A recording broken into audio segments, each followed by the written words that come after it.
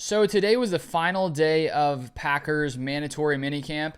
And so now the next time we see these Packers players, it will be at training camp in late July. And so we're going to enter that period where basically nothing really happens in the NFL. Maybe a few contract discussions here or there. And so I want to share some information that came out from different Packers reporters from the final day today. And I feel like in these mandatory minicamp practices, there are a few things here or there that you can learn, but they're not padded.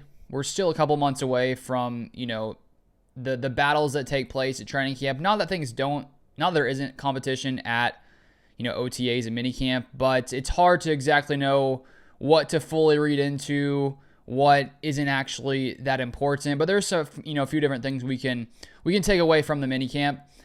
But I want to start off with one player that just seemed to consistently, show up in these reporters' tweets. And I want to start off here from Bill Huber today. Sports Illustrated said this: Cornelius Johnson is having one bleep of a minicamp. 2 touchdowns in red zone today after a few catches in 2-minute yesterday. And Andy Herman on Twitter also named him one of the stars of yesterday's practice. So I did not expect that, one of the stories here at minicamp would be Cornelius Johnson is standing out, because there's so many different receivers here in Green Bay, with them especially drafting, 2 wide receivers in the first 3 rounds this year. And Cornelius Johnson is a player who the Packers picked up last September initially. He was a 2024 7th-round pick by the Chargers, and then he got released by the Chargers right after he had gotten signed to their practice squad. So even though they drafted him round 7, they moved on pretty quickly, and the Packers signed him to their practice squad last September, and then he signed a reserve contract in January. And when we look at the Packers receiver room, it's going to be tough for Cornelius Johnson to make this roster. I listed him down here. We got Romeo Doubs, Jaden Reed, Dontavian Wicks, Matthew Golden, Savion Williams. That's the first 5 receivers. In the past 2 seasons, the Packers on their initial 53-man roster kept 6 receivers. And so if they keep 6 once again, and I'm assuming Christian Watson will start off on, the PUP or IR, because he's not expected to come back till most likely sometime in the middle of the season or later in the season.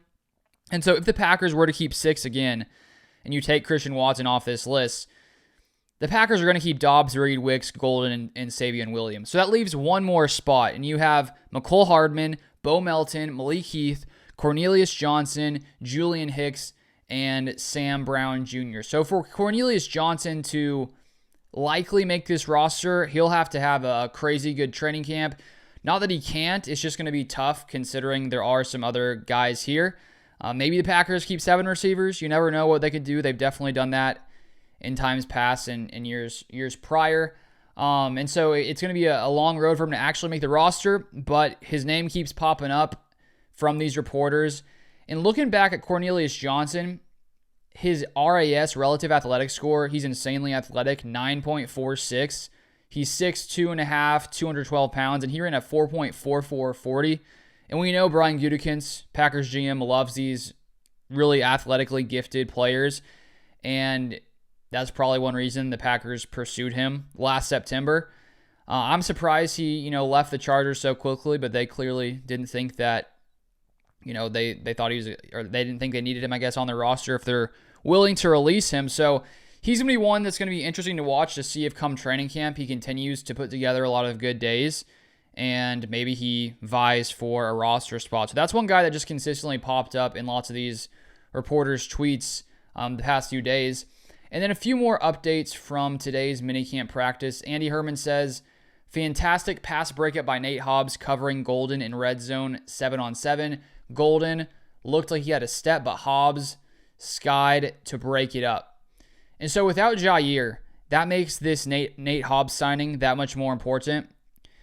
And I think with Nate Hobbs, he's someone that, if you're willing to pay a guy, $10+ million, you have somewhat some kind of confidence in him. And I know he's dealt with some injuries over the years, but it looks like he's been playing some good football so far. Of course, it is minicamp, as I've already said, so who knows how much to read into it. But Golden's a really solid receiver, and so Nate Hobbs making a play there. Then also, these are all from Andy Herman, the next like 5 or 6. He had some great insights here.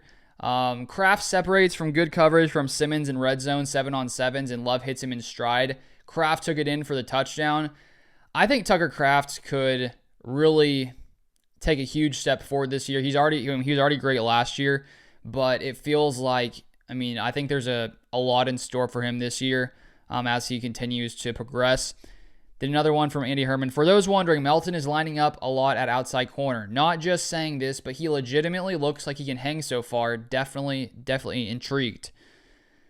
And so this is going to be another fun one to watch, is if Bo Melton can actually, potentially get a roster spot playing at corner. Not that he can't do it at receiver as well, but as I already read to you, all the different receivers, this could be his way to ensure he gets a roster spot if he can actually show to the Packers that he can actually play solid at cornerback. That would be awesome if he was able to. And, he has the speed, and so he's a quick guy, so it's going to be something that's just fun to watch because, he seems like a solid guy. I know his brother plays corner for the Cardinals. So that'll be an interesting one if that actually ends up working out. Then from Herman, Love to Kraft for another touchdown in red zone, 7-on-7. This time McKinney in coverage by that Kraft stock, the tight end, not the cheese. So Kraft's another good play. Then here, another one, Love to Dobbs in the back of the end zone for a touchdown in 7-on-7s. Love is dealing right now. So it seems from this whole week, it seems like Jordan Love has been playing solid football. It doesn't seem like he's made that many mistakes. I don't even know if I've seen, many negative plays shared here from the reporters. So that's great to see. Again, if he was throwing picks, I wouldn't be concerned. It's minicamp. It happens. And then here from Andy Herman, Love to Golden in the back of the end zone for a touchdown. That one took him a while to develop, but Golden eventually separated from Williams, and Love found him open. And then Andy Herman says Elgersma, who's the Canadian quarterback they signed with a rocket, to Cornelius Johnson in the back of the end zone on his first 7-on-7 rep. That arm is legit.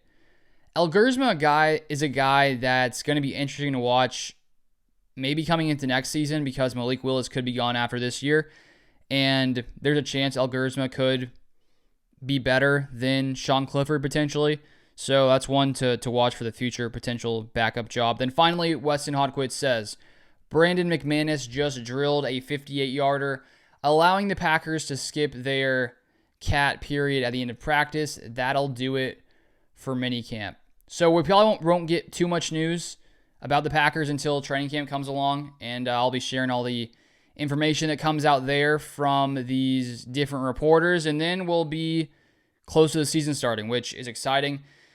Getting to that point where you're ready to see football, ready to have the season get going, and so that should be exciting. But thank you guys for watching as always, and I'll see you guys next time.